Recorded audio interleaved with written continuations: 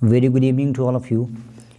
एक बार फिर से आपका द हिंदू के इस एडिटोरियल सेशन के अंदर स्वागत है। जैसा कि हम जानते हैं कि हमारे किसान भाई कई महीनों से आंदोलन पर हैं, अपनी पूरी कोशिश जारी रखे हुए हैं हुकूमत के ख़िलाफ़। उन्होंने किसी किस्म के कॉम्प्रोमाइज़ से मना कर दिया है। तो अब क्या हुआ है, कुछ लोगों पर राजद्रोह का आरोप लगा है।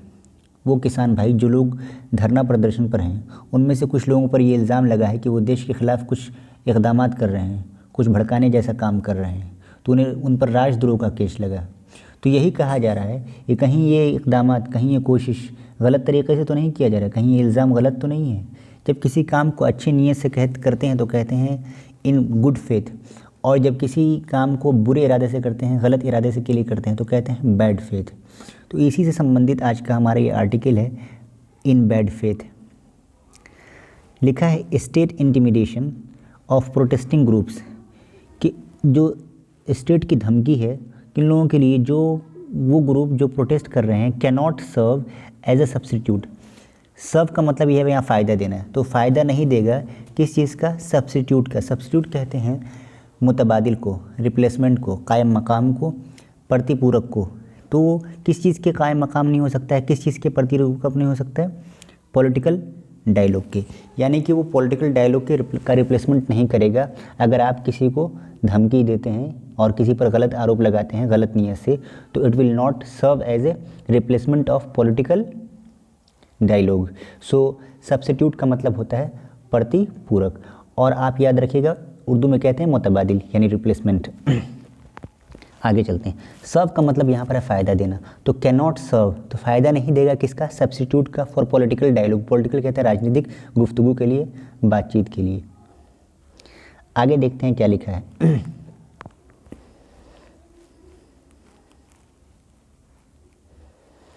लिखा है the NIA's decisions to someone. Someone कहते हैं बुलाने को। बुलाने का मतलब किसी को अदालती कार्रवाई के लिए बुलाना, पूछताछ के लिए बुलाना। जब पुलिस किसी को बुलाती है तो समन इस्तेमाल करती है, जब कोर्ट किसी को बुलाती है, अदालत किसी को बुलाती है तो समन कहते हैं।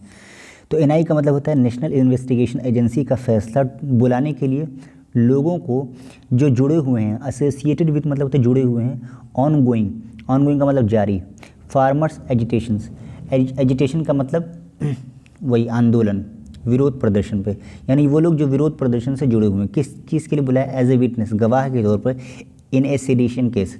सेडिशन केस का मतलब राजद्रोह के केस के अंदर। Is definitely out of ordinary, ये जो एक अमल है, ये जो बुलाने का अमल है, क्या करें, इस जो आया समन के लिए, definitely out of the ordinary. Out of ordinary का मतलब होता है गैर मामूली, मतलब ये कोई मामूली बात नहीं है, ऑर्डिनरी बात नहीं है, ये आउट ऑफ ऑर्डिनरी है, ऑर्डिनरी से हटकर है, यानी गैर मामूली है, बहुत अहमियत वाली बात है। क्या ऐसे नहीं किसी को भी बुला लेना राजद्रोह के केस के अंदर, तो इसको नज़रअंदाज नहीं किया जा सकता इस केस को। आगे देख रहे हैं, इवन इफ़, गर्चे, नॉट इंटायरली सरप्राइजिंग, अगरचे बहुत ताज्जुब वाली बात नहीं है, लेकिन फिर भी ये मामूली बात भी नहीं है। आगे लिखा है Punjabi actors Deep Sidhu and farmers leaders Baldev Singh. कह रहे हैं कि पंजाबी एक्टर जिनका नाम है दीप सिद्धू और फार्मर जो हैं उनका नाम है, फार्मर लीडर का जो बलदेव सिंह सिरसा, इनका कह रहे हैं ये उन लोगों में से हैं, are among 40 people it has summoned, ये 39 लोगों में से हैं जिनको बुलाया गया है किस चीज़ के लिए, अदालती पूछताछ के लिए। In connection with, in connection with का मतलब होता है इन रिलेशन विद, के ताल्लुक़ में, के संबंध में। ए फ्रेश केस, एक नए केस में जो रजिस्टर किया गया था, कब, ऑन December 15 दिसंबर 2020 को, पिछले महीने की 15 तारीख को। अगेंस्ट, किसके खिलाफ, 6 ऑफ जस्टिस। देखिए कहने का मतलब ये, अब देखिए 6 फॉर जस्टिस ये ग्रुप का नाम है, ऑर्गेनाइजेशन का नाम है, जो कहाँ रहती है, ए US बेस्ड ऑर्गेनाइजेशन, एक ऑर्गेनाइजेशन का नाम है, दैट इज़ बैंड, जो कि बैंड कर दिया गया था इंडिया में, ठीक है, उसके खिलाफ उनको बुलाया गया है गवाही के लिए। आगे कह रहे हैं अदर समन्ड, दूसरों को बुलाया गया है, ठीक है। Other summoned include functionaries, functionaries कहते हैं जो कार्यकर्ता होती हैं उनको फंक्शनरीज कहते हैं। ऑफ खालसा एड, एड देखिए एड का मतलब होता है एड, एड का मतलब होता है कि मदद करना, तो खालसा एड का मतलब वो एक जमात है जो मदद करती है, कि वो जमात कैसी, ए सिख चैरिटी, ऐसी सिख की चैरिटी है दैट प्रोवाइडेड, जिसने दिया था material support to agitation farmer. देखिए एजिटेटिंग फार्मर, जो फार्मर आंदोलन पर हैं, जो फार्मर धरना प्रदर्शन पर, उनको उन्होंने मटेरियल प्रोवाइड किया था, ठीक है, दान के तौर पर। उनका नाम क्या है? खालसा एड। तो वही बताना चाह रहे हैं यहाँ पर। दूसरी ऑर्गेनाइजेशन जिसको बुलाया गया है, ठीक है, उनमें से कौन है? खालसा एड का नाम आ रहा है। आगे चलते हैं क्या लिखा हुआ है। और उन लोगों को एंड दोज हु ऑर्गेनाइज, जिसने ऑर्गेनाइज किया था एक कम्युनिटी किचन। देखिए कम्युनिटी किचन क्या होता है? सामूहिक तौर पर जो रसोई की सेवा करते हैं। जब भी आंदोलन होता है, जब भी कोई ऐसी बात होती है देश के अंदर, तो वो लोग कम्युनिटी किचन तैयार करते हैं, तो लोगों को जो है भूखमरी से ख़त्म करते हैं, ठीक है, और उनके लिए भूखमरी में मदद करते हैं। तो ऐसी ऑर्गेनाइजेशन को भी बुलाया गया था। आगे देखिए, आगे लिखा है the insinuation of the NIAs in the very act of summoning them as witness. ये कहने का मतलब यहाँ पर ये है, देखिए इंसिनुएशन का मतलब ये होता है कि इनडायरेक्ट संकेत, आपके लिए इशारा कह लीजिए। तो जो NIA ने एक्ट बुलाया है पूछताछ के लिए, कह रहे हैं ये डायरेक्ट संकेत है किस चीज़ का? इन the very act of summing, बुलाने के केस में पूछताछ के लिए एज ए विटनेस, गवाह के तौर पर। अब ये इस बात को फॉलो करता है, किस बात को? कि statement of a BJP, statement by the BJP leaders that link the agitation to the Khalistani separatism. देखिए कहना यहाँ पर ये चाह रहे हैं कि जो NIA ने बुलाया है उसका डायरेक्ट संकेत क्या है? इंसिनुएशन का मतलब डायरेक्ट संकेत, डायरेक्ट इशारा इस बात पर है, बुलाने पर। किस बात पर? तो इस बात की गवाही देता है that follows statements by BJP leaders, कि बाई BJP लीडर जो है उन्होंने क्या किया है? स्टेटमेंट दिया है। कि स्टेटमेंट क्या है? दैट लिंक एजिटेशंस, जो आंदोलन चल रहा है उसको जोड़ दिया है खालिस्तानी सेपरेटिज्म से। सेपरेटिज्म का मतलब होता है उलगाववादी। इनके कहने का मकसद ये है कि सिखों के अंदर एक दहशतगर्दों का ग्रुप है, उनसे इन्होंने उसको जोड़ दिया है, ठीक है। इस वजह से in that context NIA has taken the action and summon these two types of people. कहते हैं लॉ ऑफिसर्स ऑफ गवर्नमेंट, जो गवर्नमेंट के लॉ ऑफिसर उन्होंने बताया, टोल्ड द सुप्रीम कोर्ट, किसको बताया? सुप्रीम कोर्ट को लास्ट वीक के अंदर, that the anti national forces, anti national जो ताकतें हैं उसके बारे में कह रहे हैं, एंटी नेशनल फोर्सेस, ठीक है, देश विरोधी जो ताकत हैं, हैड इन्फिल्ट्रेटेड, इन्फिल्ट्रेट का मतलब होता है घुस जाना, द प्रोटेस्ट्स, कहाँ घुस गया? प्रोटेस्ट के अंदर, वर मिसलीडिंग, और वो क्या कर रहे थे? मिसलीड कर रहे थे किसको? फार्मर्स को, ठीक है। ऐसा किनका मानना है? BJP के जो लीडर्स उन्होंने बताया, और लॉ ऑफिसर ने किसको बताया है? सुप्रीम कोर्ट में बताया कि पिछले हफ्ते के जो देश विरोधी ताकत हैं, ठीक है, वो क्या कही हैं? घुस गई हैं प्रोटेस्ट के दरमियान और मिसलीड कर रही हैं किसको? गवर्नमेंट को, सॉरी, मिसलीड कर रही हैं फार्मर को। आगे देखते हैं, आगे लिखा है इन्फिल्ट्रेट का मतलब था घुस जाना, सॉरी, आगे लिखा है दिस पोर्टेल ऑफ क्रिटिक्स। देखिए पोर्टेल का मतलब क्या होता है? किसी चीज़ को चित्रित करना, किसी चीज़ को पेश करना। तो कहना चाह रहे हैं क्रिटिक्स का मतलब होता है आलोचक, ठीक है, ऑफ अ गवर्नमेंट पॉलिसीज़, यानी वो लोग जो गवर्नमेंट की पॉलिसी को की आलोचना करते हैं। आलोचकों को किस तरीके से पोर्ट्रेट किया जाता है? आइदर मिसलीड, ठीक है, और इग्नोर, यानी उनको ये बताया जाता है कि वो लोग मिसलीडेड हैं, और या उनको बताया जाता है कि वो जाहिल हैं, उनको कुछ पता ही नहीं है, और एंटी नेशनल, या उनको एंटी नेशनल, देश विरोधी ही साबित कर दिया जाता है। अब देखिए, अब ये जो इनको ऐसे करते हैं वो क्या होता है? फोर क्लोजेस का मतलब होता है बंद करना, ऑल पॉसिबिलिटी, वो तमाम कोशिशों को, तमाम इम्कान को बंद कर देता है।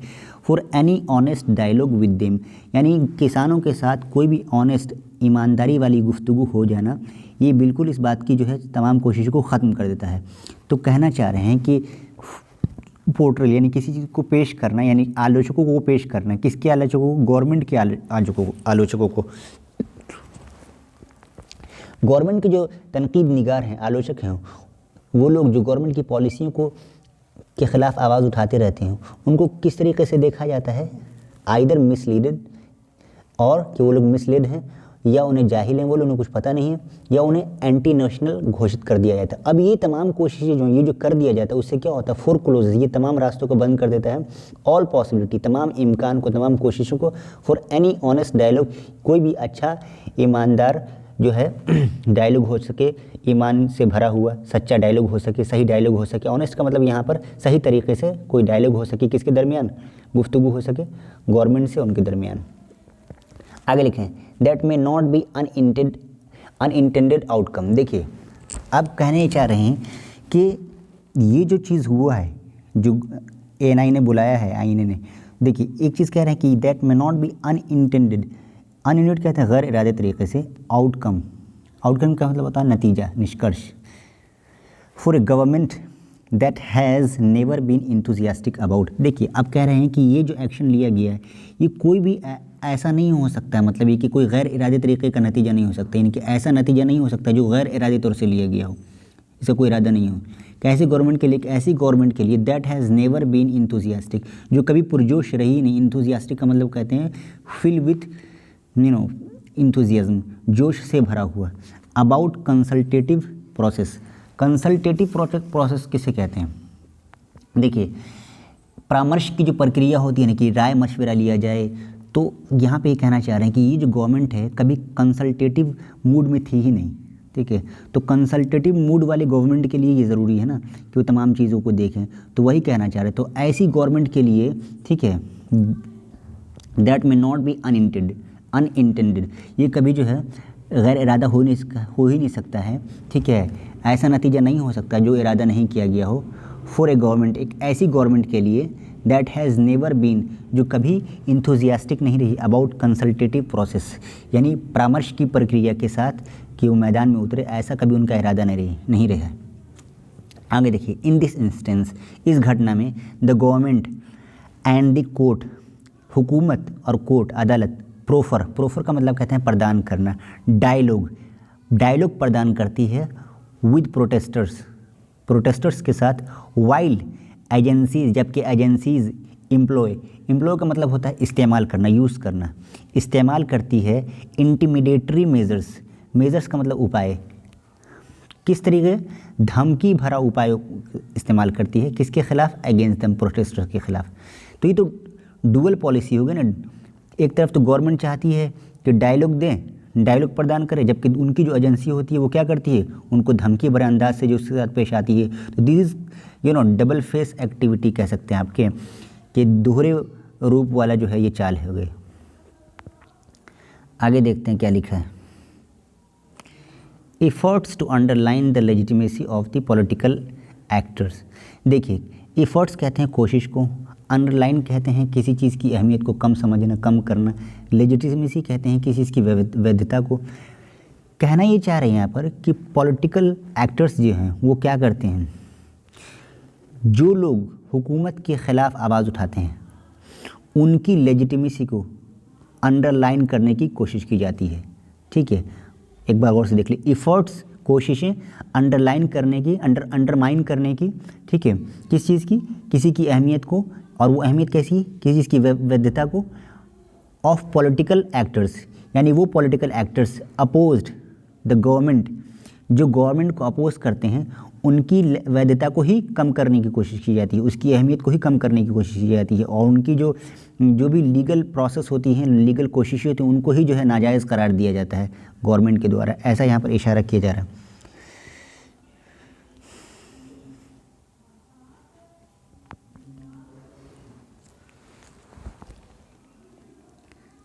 आगे देखिए लिखा हुआ है, have acquired A predictable pattern. आप देखेंगे कि जब भी कोई आवाज़ उठती है गवर्नमेंट के ख़िलाफ़ तो एक ऐसी कोशिश की जाती है अंडरमाइन करने की लेजिटिमेसी ऑफ पॉलिटिकल एक्टर्स की, ठीक है। और आप देखेंगे कि उनके दरमियान एक प्रिडिक्टेबल पैटर्न, देखिए प्रिडिक्टेबल पैटर्न का मतलब ये होता है कि एक ऐसा पैटर्न जो हमेशा से एक ही तरीके से आ रहा है। मान लिया कि कोई भी आवाज़ उठेगी तो हुकूमत उसको गलत करार देगी, फिर उस पर एक एजेंसी आएगी, वो तहकीक करेगी, इन्वेस्टिगेट करेगी, फिर वो मामला अदालत में चली जाएगी, इस तरीके से मामला ख़त्म हो जाता है। तो अब कहना ये चाह रहा है कि ये एक जो प्रोसेस है ना, एक प्रिडिक्टेबल पैटर्न है, कि ये जो पैटर्न आप देख रहे हैं ना, ये ऐसा ही होता है हर बार। अब उसकी मिसाल भी देंगे, ऐसा कहाँ कहाँ हुआ है उसकी मिसाल भी देंगे आगे। तो वही कहना चाह रहे हैं यहाँ पर कि ये जो कोशिश है हैव एक्वायर्ड, इसने एक्वायर कर लिया, हासिल कर लिया ए प्रिडिक्टेबल पैटर्न, एक ऐसा पैटर्न जिसको प्रिडिक्ट किया जा सकता है, जिसको अंदाज़ा लगाया जा सकता है कि ऐसा ही होगा, छोड़ो ना, हर बार ऐसा ही होता है, ठीक है। Its critics are routinely labelled, यानी कि जो भी इनके आलोचक हैं उनको समझिए कि रूटीनली, हमेशा रूटीन के एतबार से लेबल्ड, मोहर लगा दिया जाता है एंटी नेशनल, किस चीज़ का, एंटी नेशनल का, by social media trolls. Trolls कहते हैं परेशान करने को, ठीक है।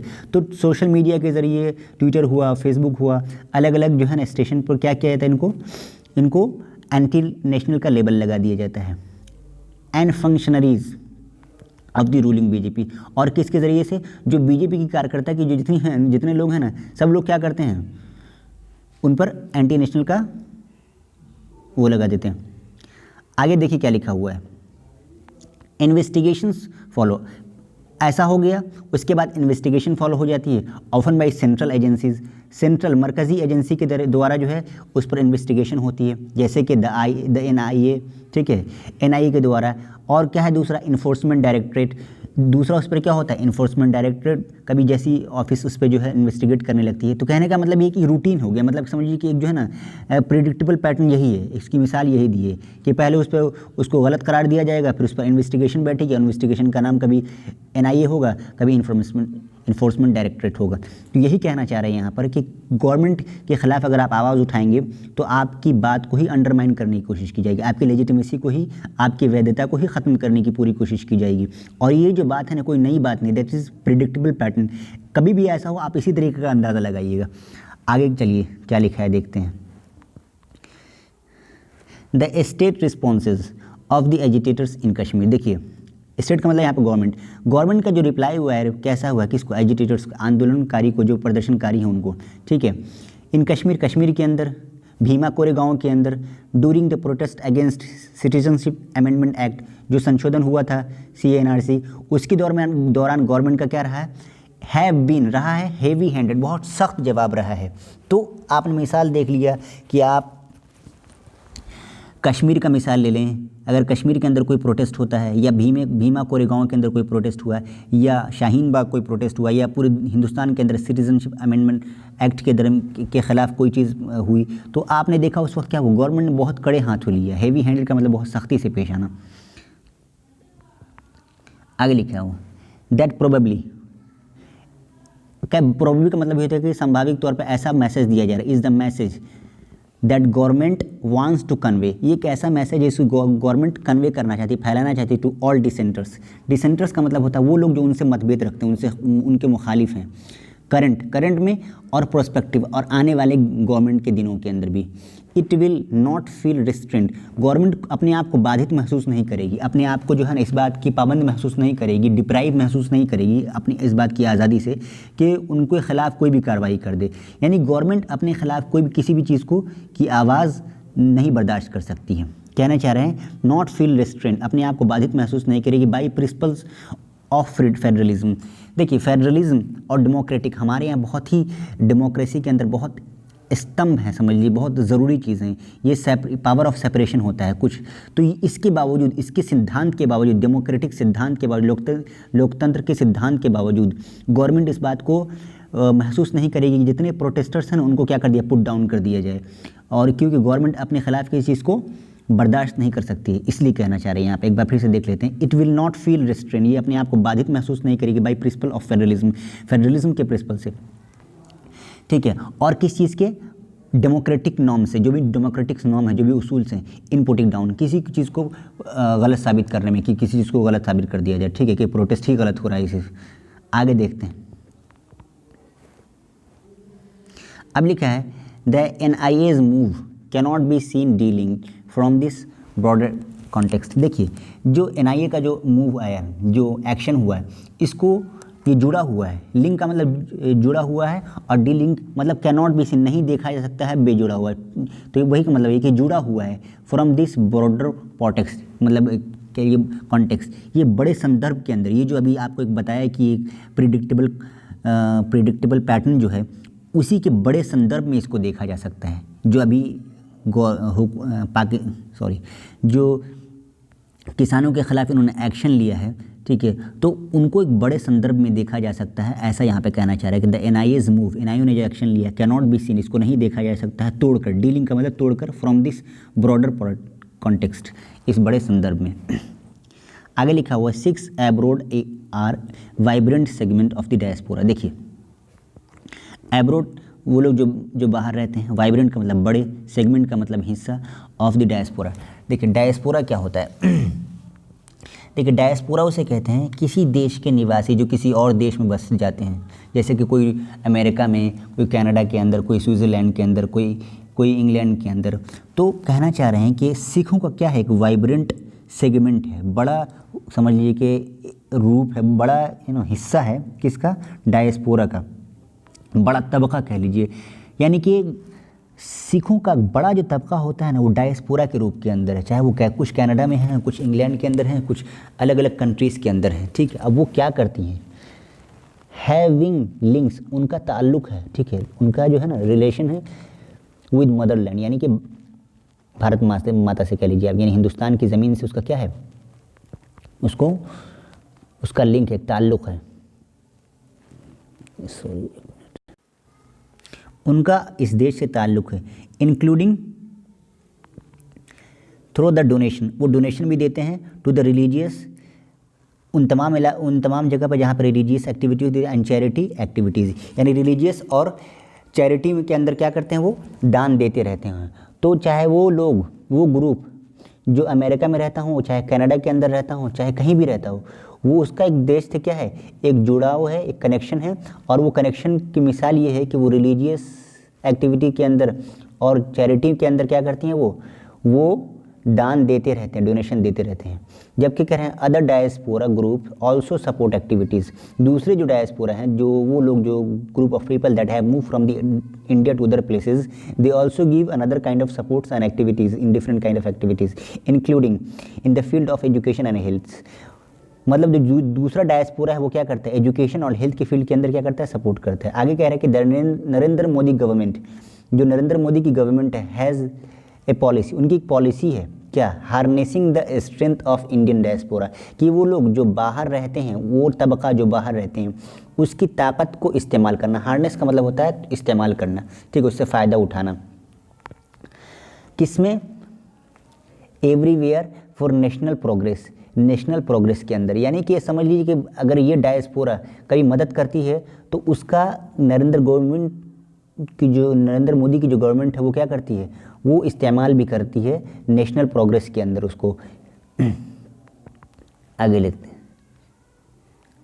There has to be a high threshold. देखिए थ्रेशोल्ड का मतलब होता है स्टैंडर्ड, समझ लीजिए यहाँ पे दहलीज होता है, वैसे इसका मतलब स्टैंडर्ड यहाँ पर होता है कि एक बहुत बड़ा स्टैंडर्ड होना चाहिए टू कंसीडर, समझने के लिए एनी कम्युनिटी, किसी भी कम्युनिटी को या उनकी एक्टिविटीज़ को कैसे, एज ए एंटी नेशनल। अगर आप एंटी नेशनल किसी को समझते हैं उसके लिए बहुत बड़ा स्टैंडर्ड होना चाहिए। And no consideration of religion, और उसके अंदर नो कंसिडरेशन ऑफ रिलीजन, और उसके अंदर रिलीजन, मज़हब का और मज़हब का कोई सोच नहीं होनी चाहिए कि यानी ये मज़हब के लोग हैं, ये मुसलमान हैं तो ऐसे हैं, अगर मुस्लिम हैं तो सिख ऐसे हैं, तो उनके अंदर there should not be any kind of consideration of religion, religious considerations must influence the assessment. देखिए ऐसा नहीं है कि आपका जो मूल्यांकन हो रहा है किसी को एंटी नेशनल करने के लिए कि उसके अंदर रिलीजियस भाव है या नहीं, उसके अंदर रिलीजियस भाव नहीं होना चाहिए, यहीं पर कहना चाह रहे हैं यहाँ पर रिलीजियस। तो no consideration of religion must influence, देखिए मस्ट का मतलब ज़रूरी, तो अनिवार्य तौर से वो कंसीडर न करे, ठीक है, असेसमेंट, मूल्यांकन को, जो आप अंदाज़ा लगा रहे हैं किसी को, वो ऐसा नहीं होना चाहिए। आगे लिखा हुआ द एनआईए's स्टेंट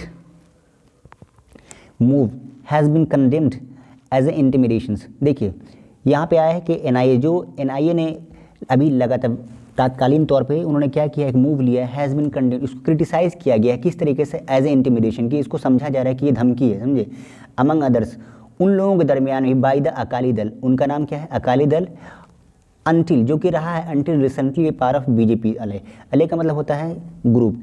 तो ये जो है अकाली दल अब तक क्या रहा है, बीजेपी का एक हिस्सा ही रहा, उसने भी इसको क्रिटिसाइज़ किया है।